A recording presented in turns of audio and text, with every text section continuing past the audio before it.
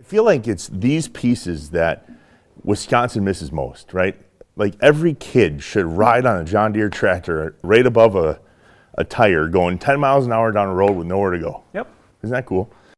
Farmers, brewers, hunters, packers, badgers, cheeseheads, neighbors. No matter what name we go by, we are bound together by our roots. These are the people, the stories, and the statriotism from inside Wisconsin. Welcome to Deeper Roots with Blaine's Farm and Fleet. farmandfleet.com/deeperroots. That's where Jason found us. Jason Anderson. We are on the Anderson family farm. We are in Elroy, Wisconsin, on a farm that began in 1860. That is some deep roots. So yeah, it started in Norway. They had a big famine in Norway in the mid-1800s. So my great-great-grandfather, John Vedum, sold his shares of the farm to his brothers and moved here. He started a lumber company up by Pittsville, Wisconsin, and all the lumber that's on our barn came from that lumber yard. They bought this piece of property here in 1885. So you saw the very first Deeper Roots episode that we did with my original family farm, even though I'm not a farmer. There is something very unique, very deep about the original heritage land where it all started for your family. How important is it to you to just keep this in your family? Very important. It's pride. We still are in contact with our relatives in Norway, and I was fortunate enough to visit there a few years ago. Proposed to my wife over there, so I have memories there now. We have memories here growing up. Our dad grew up here, our grandmother and uncle grew up here. It just keeps going on and on and on. Take us back to some of those times where, yes, you're fifth gen, but you clearly know the fourth gen. She's standing behind the camera, and the third gen, right? I mean, this is family for you. What were times like then in comparison to what they are now? We were fortunate enough to grow up and have all the history behind that and all the neighbors that we have around here. We were all basically big, huge family. What was it about the stories that we're sharing on Deeper Roots that you were like, that is my family story? Well, they were all pretty amazing. I've watched every episode. Everything was different. Everything obviously had the Wisconsin theme behind them, and every one of them had hard work, dedication, commitment, and love. And that's my family. You just explained how Wisconsin was formed. I mean, that is the deepest root that Wisconsin has, in my opinion, is the farming community. It built what we have today. What does the word farm mean to you? Hard work, a lot of sweat, a lot of tears, family, and love. Part of the reason why this farm is in the condition it's in is we all went our separate ways. I stepped away from the farm thinking that it's been here 100 plus years, it's not going to go anywhere, and I took my eyes off it, and it's gone, or almost gone.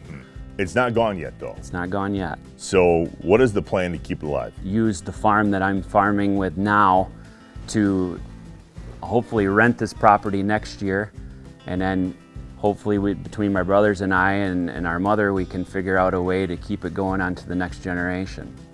There is a tractor behind us that has been here a minute.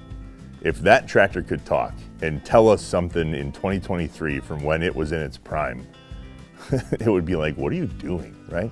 If you're anything like me, I feel like it's these pieces that Wisconsin misses most, right? Like every kid should ride on a John Deere tractor right above a tire going 10 miles an hour down a road with nowhere to go. Yep. Isn't that cool? The natural next place to come when we take a walk on a farm is the milk house. This is like state of the art for its day. Yeah, it was an updated version, electric obviously. We had the big bulk tank that was cooled. All of the milking equipment was pretty up to date. How old is this barn, man? This was the first building built when the property was bought back in 1865. How many cows could this hold? I believe 42. Most dairy farms in this area averaged about 40 to 50 cows with 100 acres of land. I take it that you and your brothers milked in here? Yes. When we were young, my dad and my uncle owned this, and my uncle had one side and my dad had the other side, and they both had 2 milking machines. So they would start from the back and milk their way this way. And then when When my brothers and I got old enough and started milking, that's what we did. The old hay barn. Been in better shape, seen better days, a little bulge out there. You and your family, I'm certain, we're good, are gonna reclaim some of this wood. You can never replicate this. Yeah. This all came from the family lumberyard. It was brought down by train to Elroy, unloaded in Elroy, and then brought out by horses. These are some of the things I think when we look at family farms in Wisconsin, the good, the bad, the ugly, it's sitting in barns like this with original wood and family history. How do you beat this? All this wood, I can say a family member had their hands on it, carving it out, hewing it. In the main frame structure of the barn, there's not a single nail. It's all wood dowel. Really? You think about them doing that back in the 1800s. They did it all by hand with what they had, out in the middle of nowhere. The fact that you just said that is incredible. This is all wooden dowels, no nails. No nails. Jason, Mom just handed me a picture of, I think, the original farm. Yep. And this is the original house. Look, the windows are in the same place. Look, at the railroad was still here. I'm guessing 1950s that was. Let's go check this out to kind of finish the tour, and there's some family history in here that you can share with us, yeah? Pretty much our family museum in here. Family museum. Watch your head. Watch your head. All right. Oh, this is the family history before things like where you spit in a tube and send it in. This is how we tracked it back in the day. So, Ole? Ole. Amazing. Let's just pause there for a second and remember that your family farm started with an Ole. Can't be Norwegian without an Ole. That's right. 1818. Man. And this is the family museum. It's one of the, that one is just a diary of the births and deaths back then that my great-grandfather, or great-grandmother Mattia kept. Look at the handwriting. What a lost art that is. 1919. I wonder if they knew the Packers were starting at that exact same time. I don't think cable TV existed back then. Probably not. Just books that say record and family trees and... That's our whole history right there Wow. in Norway. Ole Anderson. If you could leave us with a word of wisdom from what was the Vedum farm as it was established here in the late 1800s, early 1900s, what was the saying that's somewhere plastered on the inside of these walls?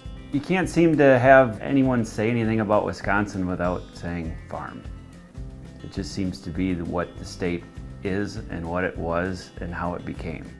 The people, the stories, and the patriotism of America's dairyland. I don't care what the commercials say. Happy cows come from Wisconsin, not California, and it started here. Absolutely. Yeah, thanks. Cool. Good to meet you guys. Really Pleasure. grateful. Thanks for coming. So you really do have a spot for me out here. I do. You cool if I hunt? Yeah. That's on camera. Yeah. Okay. Not here, but What do you mean around here. You ever get bats in here anymore, you guys? It's good. Tall guys don't like bats and spiders, not gonna lie to you. It literally looks like a murder weapon. I'm gonna put it back.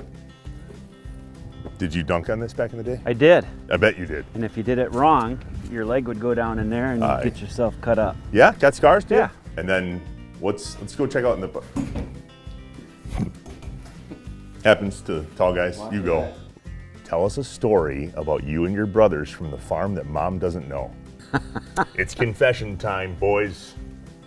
We just talked about the statute of limitations.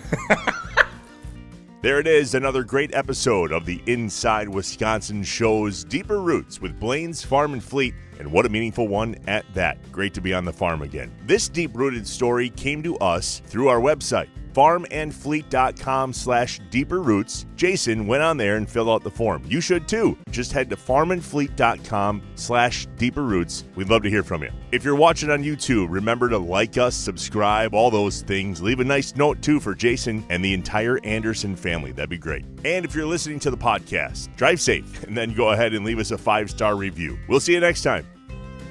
Talk to you later. Bye. Remember to subscribe on YouTube, leave a review, smash the like button, just get with us.